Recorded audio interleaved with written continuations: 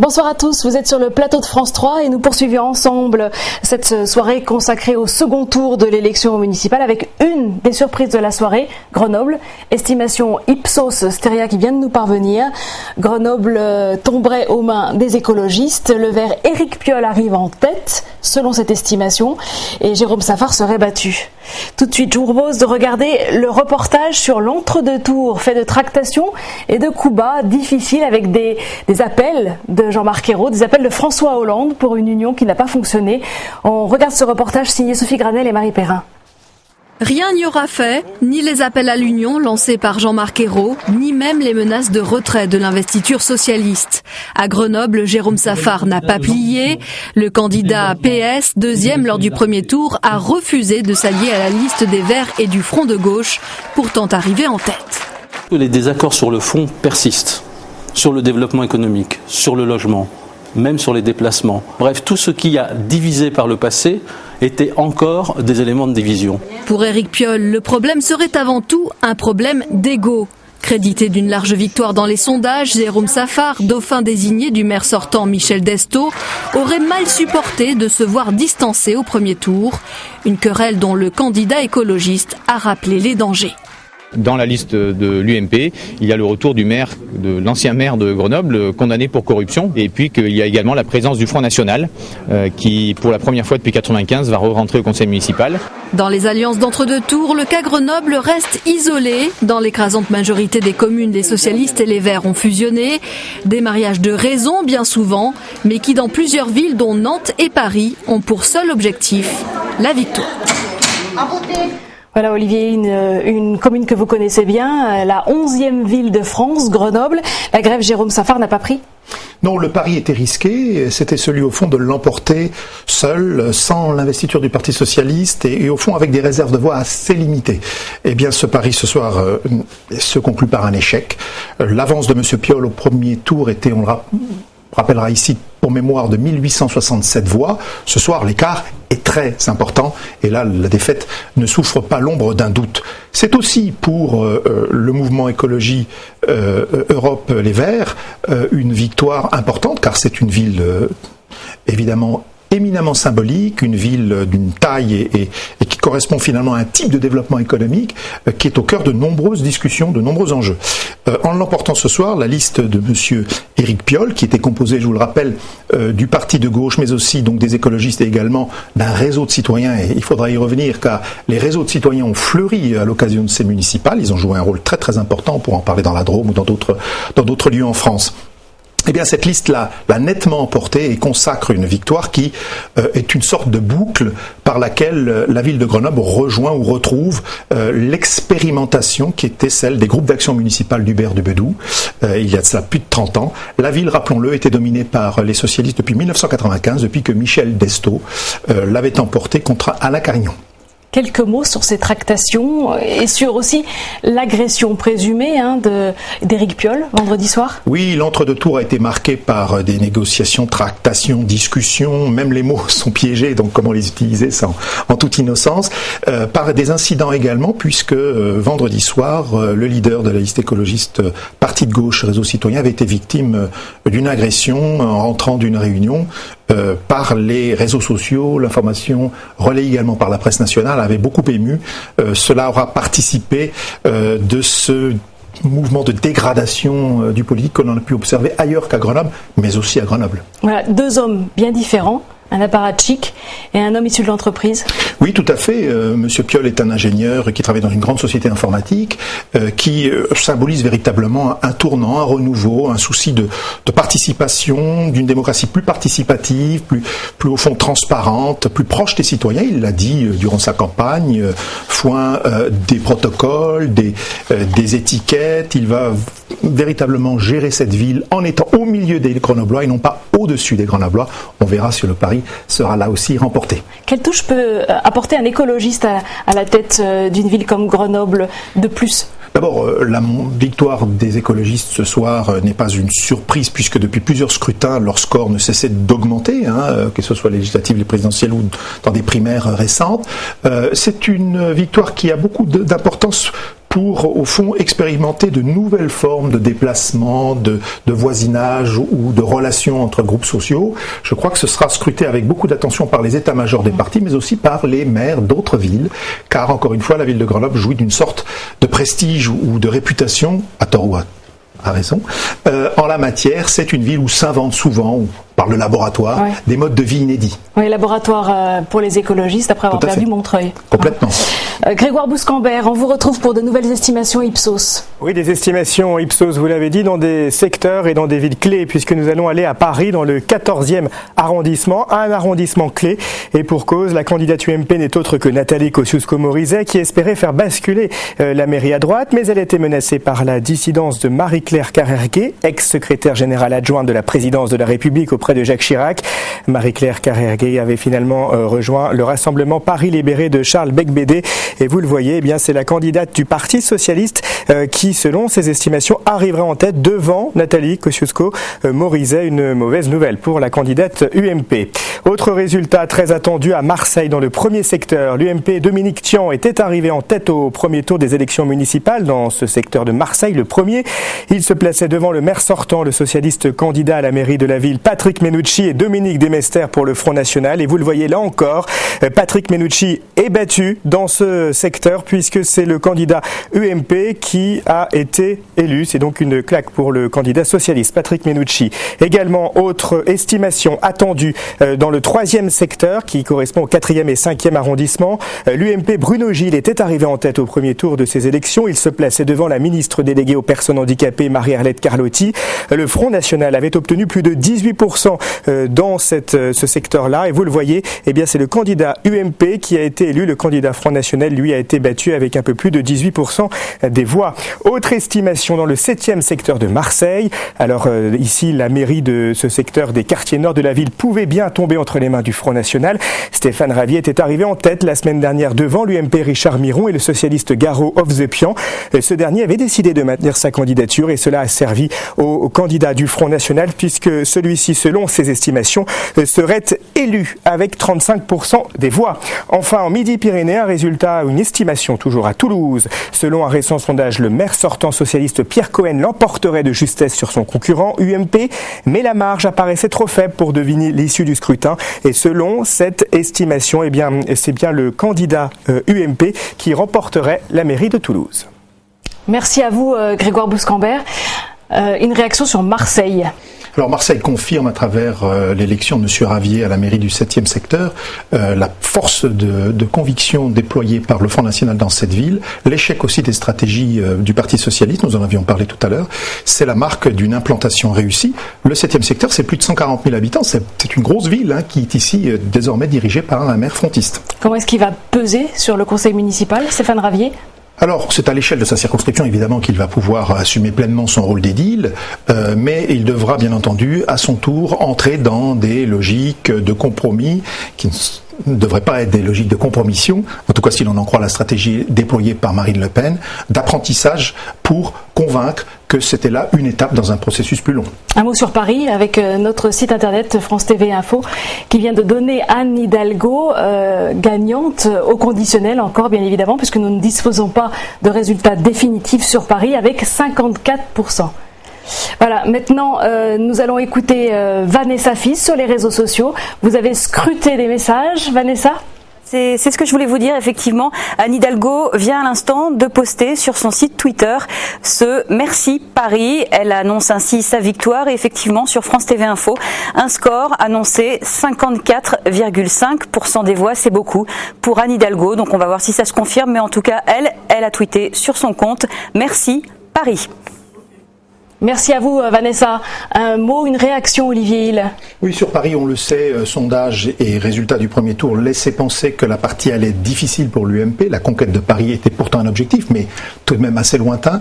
Dans le 12e et dans le 14e arrondissement, les choses étaient assez claires depuis plusieurs semaines, sinon plusieurs mois. Nous en avons confirmation ce soir.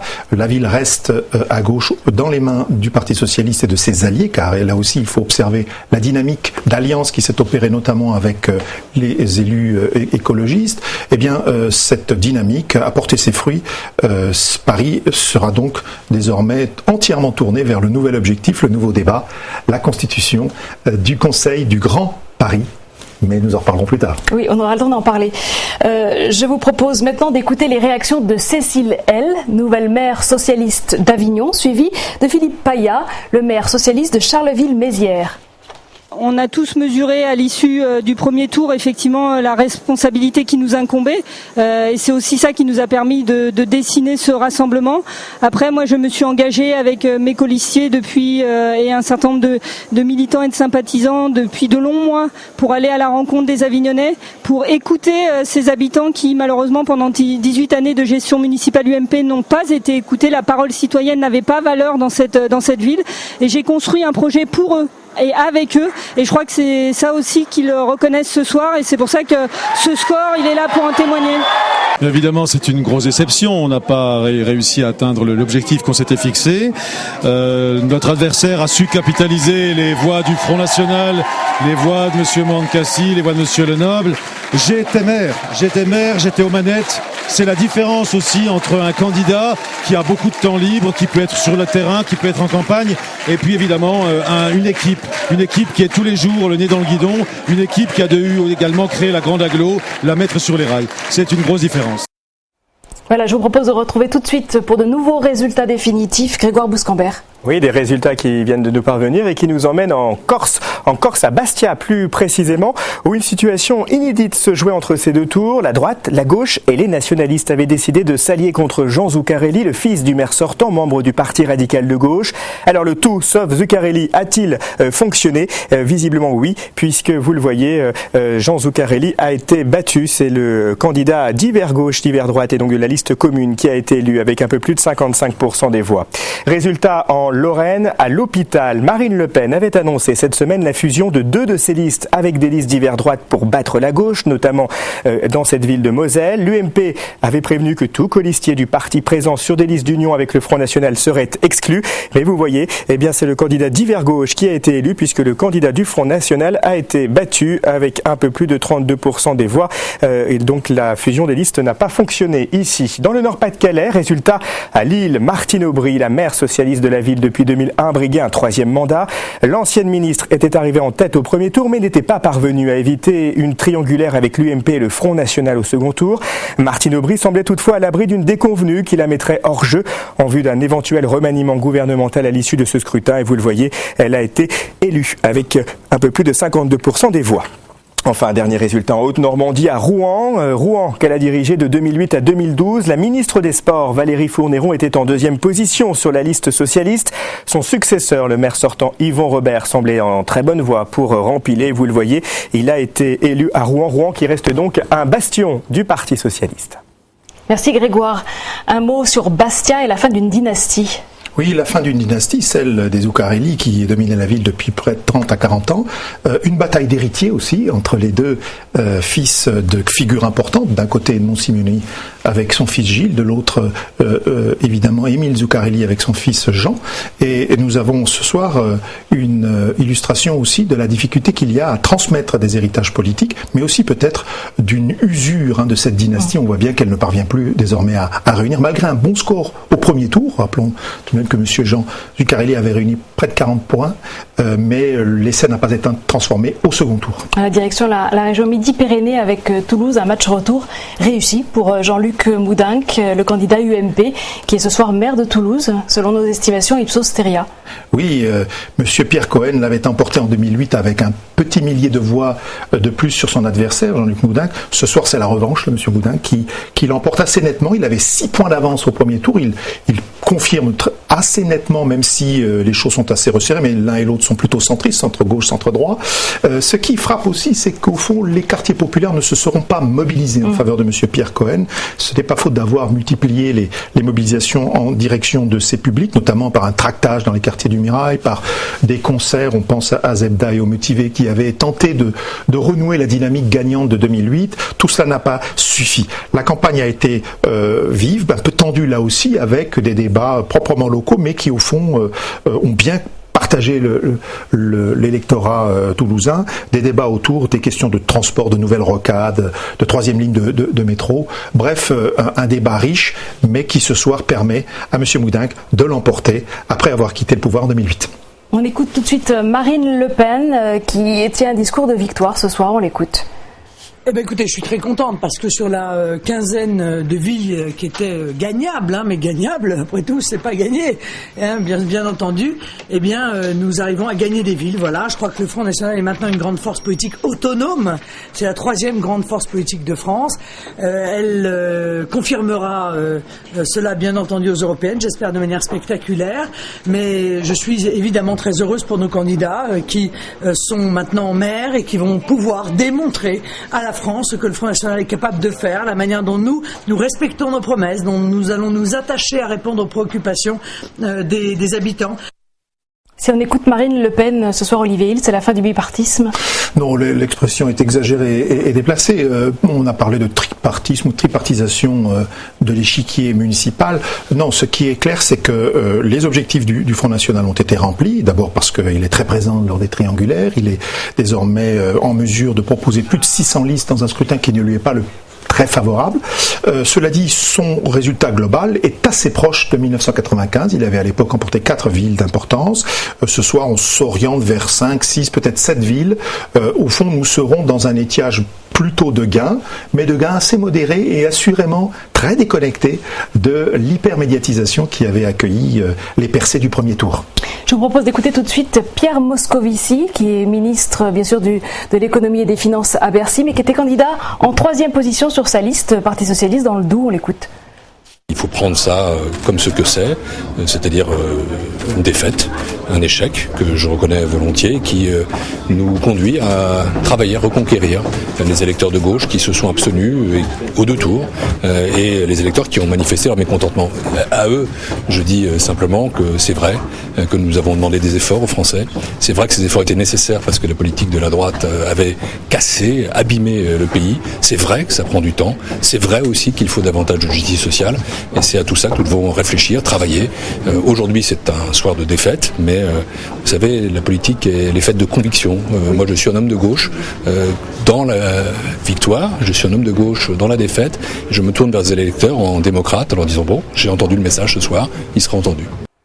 Pierre Moscovici touché à Valentigney dans sa commune. Il a perdu les impôts, les taxes, la politique de Bercy. Bien sûr, tous les éléments qui ont composé l'abstention-sanction, qui a tant caractérisé le premier tour et qui va continuer à caractériser le second tour, même si c'est à un degré moindre. Ce qui est très frappant, c'est que déjà les membres de l'équipe ministérielle de M. Ayrault avaient été peu nombreux à se présenter, ou pour beaucoup d'entre eux en milieu de liste, ou en tout cas pas en tête de liste, c'est certain. Plusieurs avaient disparu également lors des fusions de l'entre-deux tours. M. Moscovici était resté sur cette liste, une petite commune, mais ce soir est incontestablement victime de sa participation gouvernementale, de la responsabilité qui lui est affublée. C'est la marque d'un geste de défiance. Alors Pierre Moscovici va-t-il rester dans un prochain gouvernement? On parlera des problématiques de remaniement sans doute un petit peu plus tard dans la soirée, mais ça fait partie évidemment d'un élément d'affaiblissement de sa position vis-à-vis de l'avenir qui est très proche puisqu'il démarre dès demain. Je vous propose de retrouver tout de suite Vanessa Fize sur les réseaux sociaux. Avec quelques informations et réactions.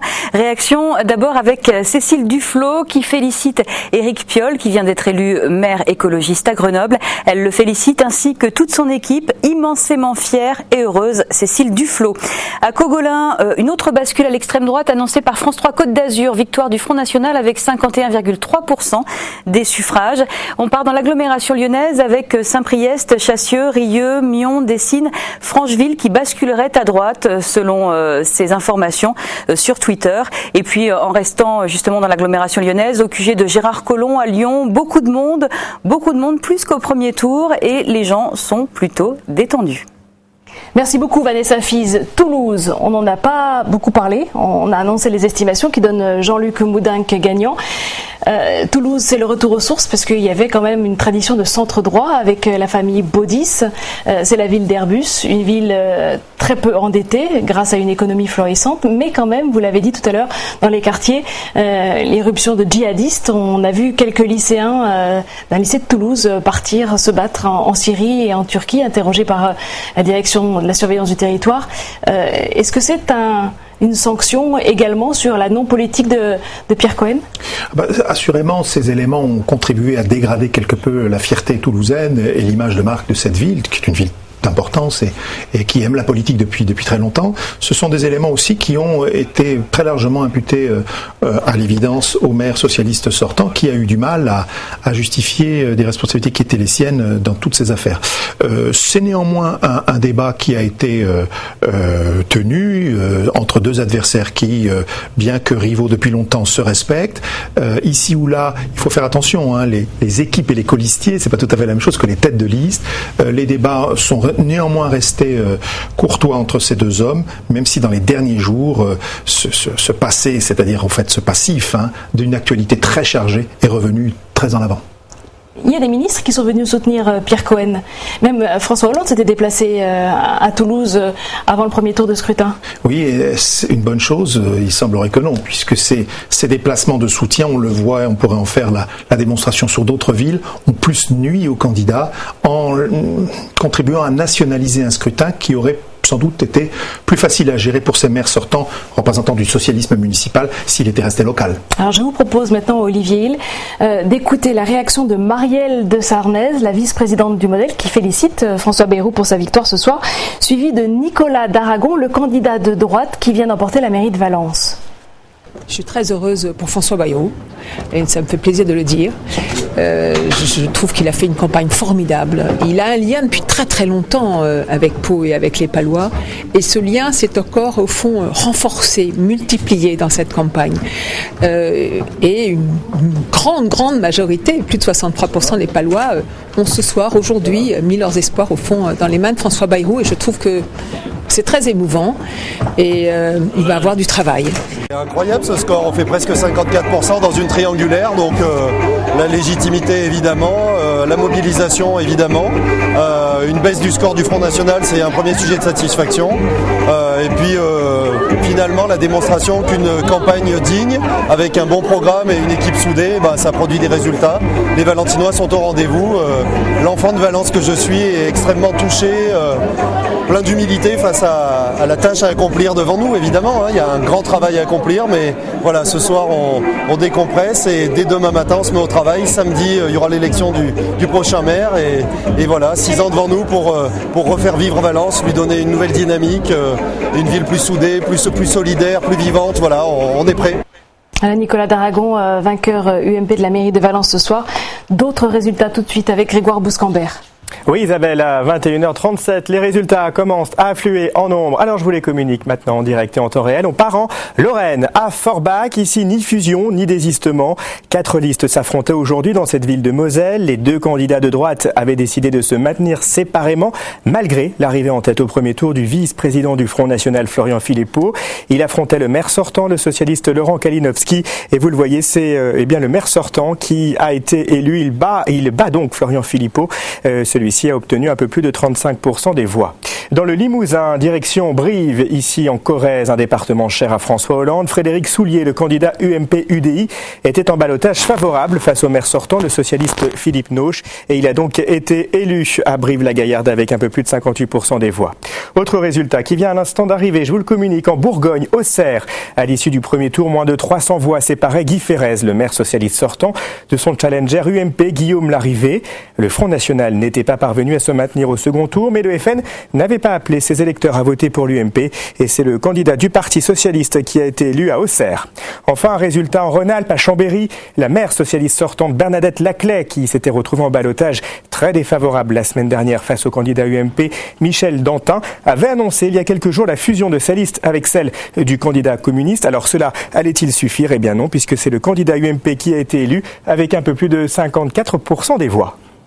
Merci à vous, Grégoire Bouscambert. Une réaction, je vous voyais tressaillir au moment où Grégoire a parlé de Chambéry. Oui, parce qu'au fond, en Rhône-Alpes, avec Saint-Étienne et Valence, c'est la troisième ville d'importance qui tombe entre les mains de l'UMP. Ce sont donc des éléments importants pour qualifier un mouvement de bascule, au moins à l'échelle de ce territoire. Mais Rhône-Alpes, c'est 6 millions d'habitants, c'est l'équivalent du Danemark, hein, c'est tout de même une région importante. Et l'échec de Mme Laclais, évidemment, sera très durement ressenti par le Parti socialiste et l'ensemble des sympathisants de cet élu. Brive-la-Gaillarde, presque chez François Hollande, le président. Là aussi, le symbole est fort, au fond. Après la chute de M. Alain Rodet à Limoges, en Corrèze, la chute de Brive-la-Gaillarde montre que le Limousin est en train de bouger, le Limousin est en train de passer à droite. Cela aura des répercussions, notamment dans la perspective des prochaines cantonales et régionales de mars-mai 2015. Florian Philippot à Forbach, numéro 2, ça va peser lourd dans le conseil municipal ? Oui, ce sera un élément évidemment d'importance. C'est une figure comme M. Lotio que l'on a l'habitude de qualifier de cadre expert du Front National. Ils font partie de cette catégorie de polytechniciens énarques qui manque encore beaucoup au Front National pour constituer véritablement une capacité de gestion indéniable, mais qui se heurte ici à des premières difficultés. Le score est sans appel. Il est tout de même plus de 10 points derrière son challenger, M. Kalinowski, qui au fond aura fait bénéficier à sa liste une expérience, une implantation et un savoir-faire. Allez, des réactions qui continuent sur France 3. Je vous propose d'écouter Hervé Guémard, président du Conseil général de Savoie, député UMP, suivi de Mathieu Chamussy qui salue la victoire d'Éric Piolle. On l'écoute. Je trouve que la victoire de Pierre-Marie Charvoz est encore plus belle. Donc encore bravo Pierre-Marie. C'est parce qu'il a été soutenu aussi ? Il a été soutenu, il a ses qualités propres et il a su aussi rassembler pour le deuxième tour, malgré la fusion des deux listes qui étaient contre lui. Il y a eu un peu un tout sauf Charvoz à Saint-Jean-de-Maurienne pendant cette campagne électorale et ça n'a pas marché et j'en suis heureux parce que dans la démocratie il faut que le débat s'exprime mais pas les polémiques inutiles. Ce qui est clair, c'est que Éric Piolle et sa liste sont en tête assez nettement et donc moi je veux respecter la volonté des Grenoblois. Je souhaite bonne chance à Grenoble, même si je ne peux pas cacher mon inquiétude par rapport au projet que porte cette liste, qui me semble un projet toxique pour le développement économique de Grenoble, toxique sur le plan de la sécurité, toxique sur le plan des déplacements, mais les Grenoblois doivent être respectés dans leur volonté et donc moi j'accomplirai le mandat qui est le mien, c'est-à-dire un mandat d'opposant déterminé dans ses convictions et soucieux de servir sa ville. Voilà, Grenoble, une réaction, Olivier Hill. Oui, la partie était difficile pour M. Chamussy puisqu'on le sait, des divisions à droite minaient la stratégie de reconquête de la ville, malgré une quadrangulaire avec la présence du Front National, mais une triangulaire avec notamment la division de la gauche. Les 23% qu'il a réunis finalement sont à la hauteur de son premier tour, mais guère plus. Il aura sans doute pâti du travail de sape opéré par les proches de M. Alain Carignon, qui, on le sait, ne lui étaient pas favorables. La famille UMP était plus que divisée. À propos de Grenoble, je voudrais ajouter un mot sur les sondages. Personne n'avait vu Éric Piolle arriver. Oui, c'est même plus que ça. Les sondages, à 2 reprises, avaient annoncé une avance assez confortable à M. Safar, au point que l'on peut s'interroger, surtout si on rapporte ces faits à d'autres faits qui sont observables à Toulouse, à Strasbourg, à Paris ou à Marseille. Ils auront, ces sondages, contribué, non pas à rendre plus transparente l'exercice démocratique, mais bien plus opaque, plus complexe et compliqué. Ces sondages ont souvent surpris les électeurs, les états-majors. Ils posent un problème de déontologie. On le sait, plusieurs d'entre eux sont faits simplement à partir d'enquêtes sur Internet ou à partir d'échantillons témoins trop faibles ou dans des moments qui ne sont pas les plus propices. Et ces sondages, alors, il faut le rappeler, sont aussi une activité économique. Un sondage sur 600 ou 700 personnes, c'est 25 à 30 000 euros. Une activité économique qui peut déformer la réalité démocratique, en particulier localement. C'est-à-dire que vous parlez de questions orientées, voire d'influencer les électeurs dans une mauvaise direction ? Oui, assurément, et l'exemple de Grenoble est assez probant, puisque cette avance de près de 10 points qui était prêtée une semaine avant à M. Safar et qui se retourne pour devenir un retard de près de 5 points, c'est-à-dire au fond un delta de 15 points en quelques jours, montre bien qu'à l'évidence la photographie était plus que trouble. On parlerait plus de photographie mais de daguerréotype. Alors, on peut parler aussi de Marseille avec la défaite de Maria-Arlette Carlotti, qui a été donnée dans de nombreux sondages en tête. Oui, là encore, le flou des clichés surprend. Après coup, on se demande là encore comment les enquêtes ont été faites. Il y a là assurément une matière pour le législateur pour réfléchir à fixer ou préciser les règles déontologiques d'usage de ces sondages qui aujourd'hui jouent un rôle trop important pour être simplement laissés à l'activité libre du marché. Grégoire Bouscambert, on vous retrouve pour de nouveaux résultats. Oui Isabelle, et parmi les résultats qui arrivent ici en nombre à cette heure-ci, je vous propose de rejoindre l'Auvergne et de partir à Clermont-Ferrand alors que 4 listes étaient en position de maintien la semaine dernière pour ce second tour. Les électeurs devaient trancher parmi 3 candidats. Olivier Bianchi pour le PS, Jean-Pierre Brenas sous les couleurs de l'UMP et Antoine Rechamnieu pour le Front National. Et vous le voyez, c'est le candidat du Parti Socialiste qui a été élu à Clermont-Ferrand. Autre résultat, en Midi-Pyrénées, direction Montauban, le socialiste Roland Garrigue avait annoncé cette semaine un accord de fusion avec la liste du Front de gauche pour préserver les chances minimes de battre la sortante UMP Brigitte Barège au second tour. Celle-ci était en ballottage très favorable à l'issue du premier tour et sans grande surprise, elle a été élue avec plus de 51% des voix.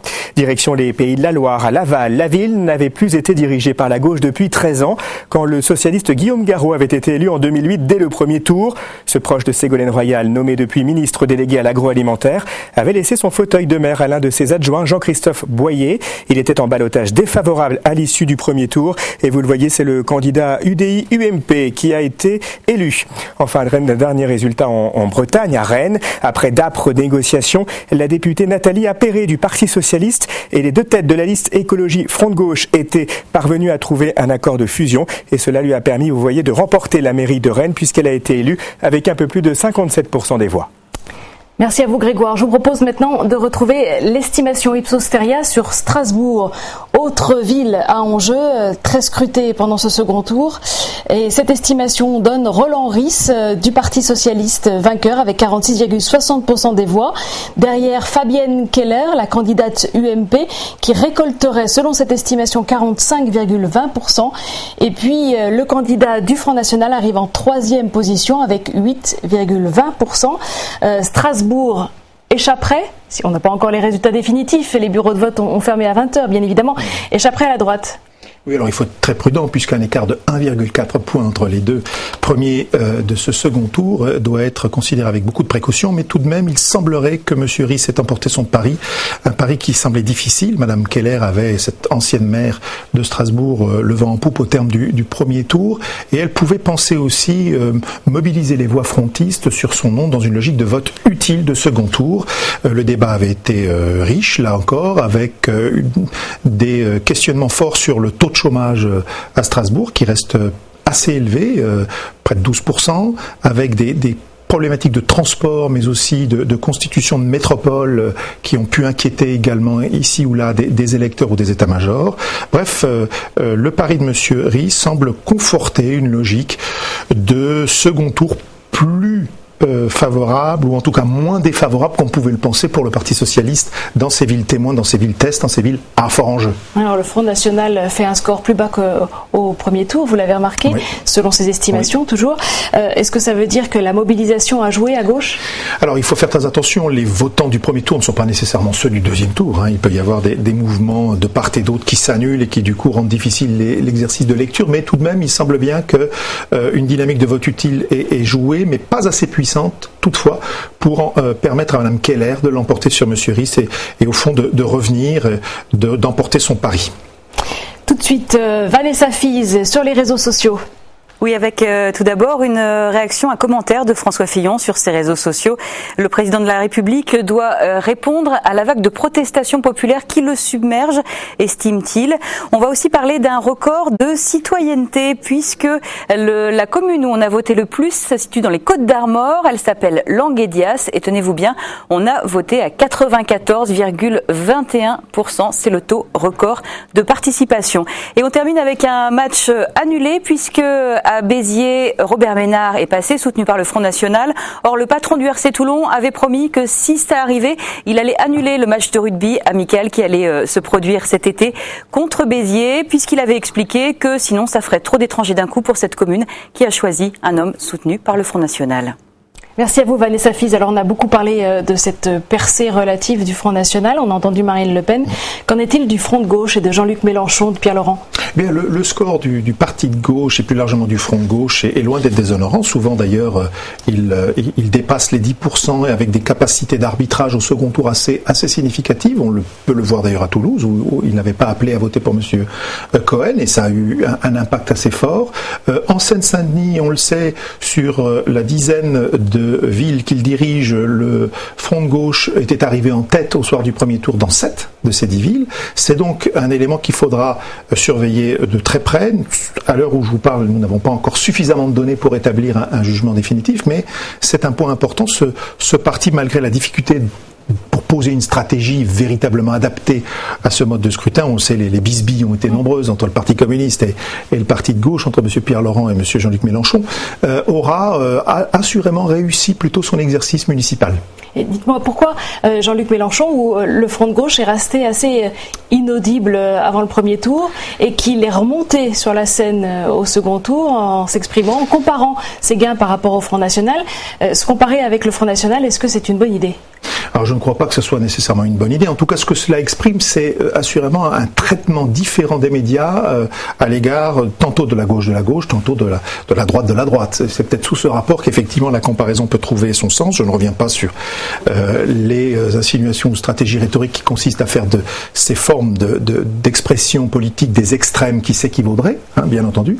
Mais ce qui est sûr, c'est que ce scrutin aura permis, malgré encore une fois une stratégie éclatée, malgré des divorces au sein de l'état-major du front de gauche, à cette formation de marquer des points.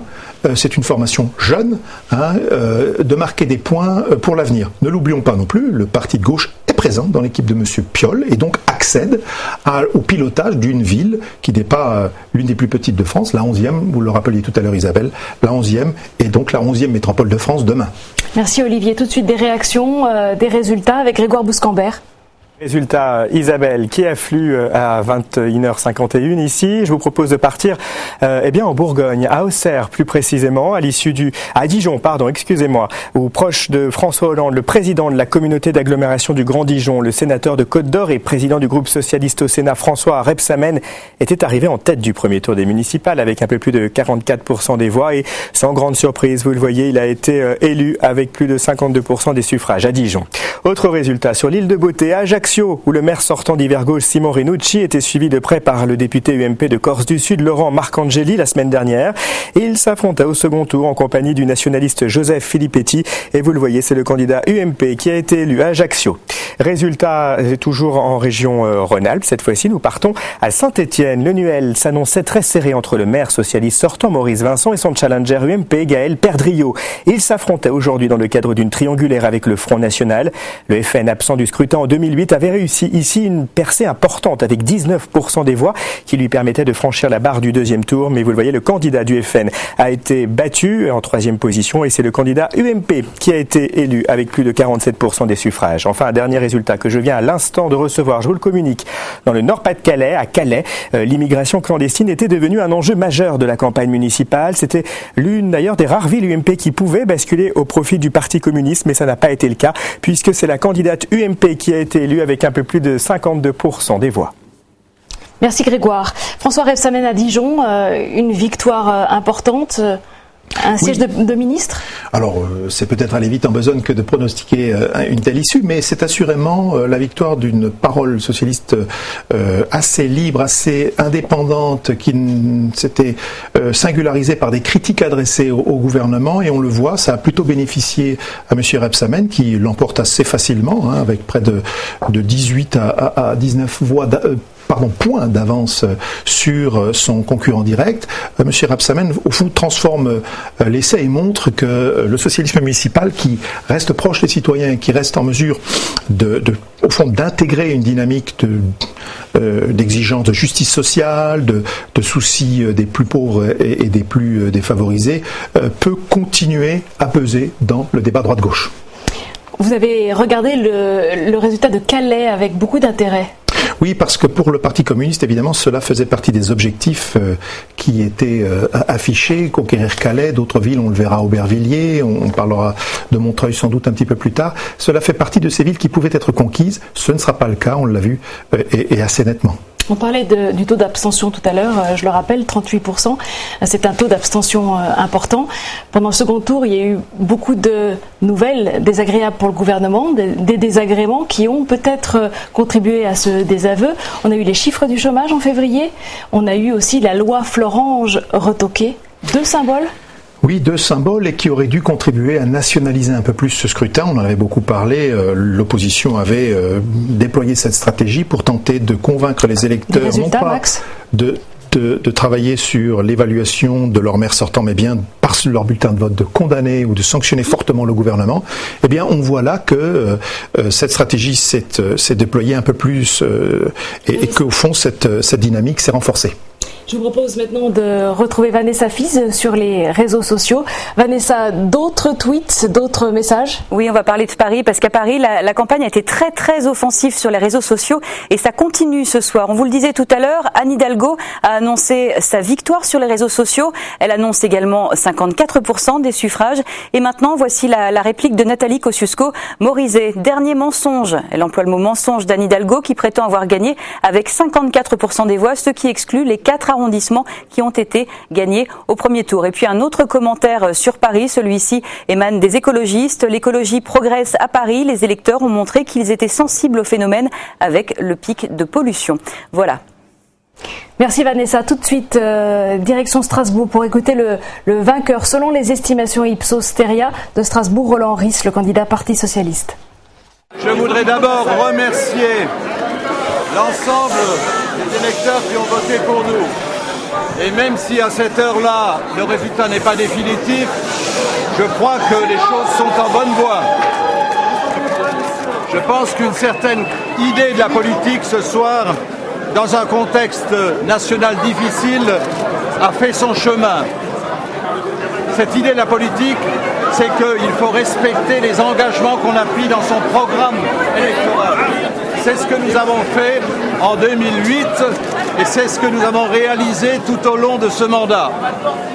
D'autre part, c'est aussi une certaine qualité de la gestion reconnue par des instituts indépendants qui a été, je crois, reconnue maintenant par les Strasbourgeois. Roland Ries respire après un duel très serré, un coude à coude. Oui, et on voit là encore combien la triangulaire aurait été préjudiciable à l'UMP, puisque les 8 à 9 points qu'engrange le représentant du Front National auront cruellement manqué à Mme Keller pour pouvoir l'emporter au soir de ce second tour. Tout de suite, d'autres résultats avec Grégoire Bouscambert. Oui, Isabelle, et nous partons très rapidement en Franche-Comté. À Besançon, les résultats viennent à l'instant d'arriver. Besançon, ils étaient encore 3 à prétendre décrocher la mairie de la ville. Il y avait notamment le maire sortant socialiste Jean-Louis Fousseret. Et vous le voyez, eh bien, il a été réélu. Autre résultat dans le Nord-Pas-de-Calais, à Tourcoing. Le maire socialiste sortant Michel-François Delannoy était en ballottage très serré face au plus jeune député de France, l'UMP Gérald Darmanin. Et c'est celui-ci qui a été élu à Tourcoing avec plus de 45% des suffrages. Un résultat en Lorraine, à Nancy, à l'issue du premier tour, la liste UDI-UMP menée par Laurent Hénard menait le scrutin. Et vous le voyez, au deuxième tour, c'est encore le cas puisqu'il a été élu maire de la ville. Enfin, un dernier résultat en Languedoc-Roussillon, à Carcassonne. Les 2 candidats rivaux de la droite étaient parvenus à un accord pour fusionner leurs listes et ainsi tenter de ravir aux députés maires socialistes en ballottage très délicat cette ville où le Front National réalisait un bon score la semaine dernière. Et vous le voyez, c'est le candidat d'hiver droite qui a été élu avec un peu plus de 40% des voix. Alors, je voudrais qu'on revienne sur le résultat de Tourcoing.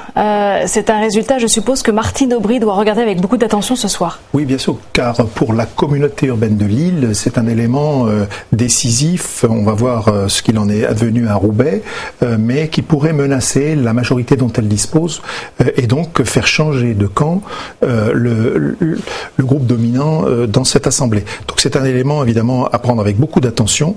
On verra par la suite si ce basculement s'opère bel et bien. Oui, parce que Gérald Darmanin est particulièrement jeune, le candidat de l'UMP. Il fait partie de cette génération montante de l'UMP, des cadets Bourbon. Bien sûr, et puis là encore, un renversement de la domination socialiste qui a été si importante dans l'histoire de la région Nord-Pas-de-Calais, qui est due, on le sait, à de très graves soubresauts économiques, des politiques de logement particulièrement défaillantes, mais aussi à un discrédit qui pesait sur les élites socialistes au pouvoir dans ces villes. Ça veut dire que Tourcoing, dans ce cas-là, n'a pas été sensible à la puissance de l'agglomération et à l'investissement qui a été mis dans cette ville. Non, c'est vraiment un vote local, un vote municipal qui s'est opéré là. Voilà, c'est à la fin de cette première partie. Bien sûr, nous allons, avant de vous quitter, parler des derniers enjeux. Qu'est-ce qu'on peut déduire de cette soirée pour l'instant? Alors, rapidement. au moment où je vous parle, ce qui frappe d'abord, c'est évidemment l'abstention qui s'est confirmée, même si un léger sursaut a été observé entre le premier tour et le second tour pour les communes concernées par ce second tour. Je rappelle 39,3 à 38 d'abstention.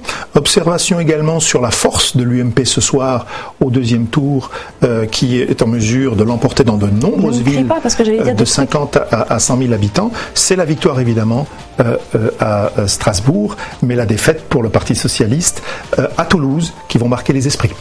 Merci beaucoup Olivier, on vous retrouve à 22h pour de nouveaux résultats, de nouvelles analyses et nous allons parler bien sûr du troisième tour.